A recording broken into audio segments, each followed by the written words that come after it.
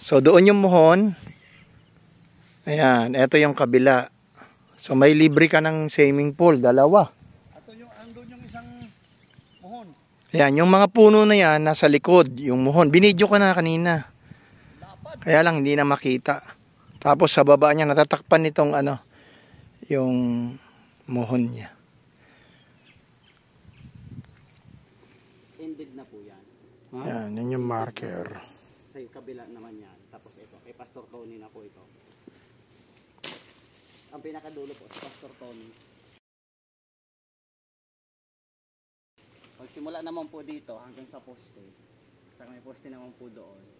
Saka doon. Ah, pag ganun ang sukat niya. Opo. Pahaba, ano? Kaya pala yung poste niya. Opo. Gumanon. Iba na may-ari nung isa. Yung labas na po yun. So may mga marker na pala, ano? Siya ang nagkaroon nito. Ito na po, si Pastor Kaya Tony na po ito. tama lang sinama natin siya. Malukit na niya talaga eh. Ang laki nitong sa inyo ah. Oo nga kasi 600 talaga eh.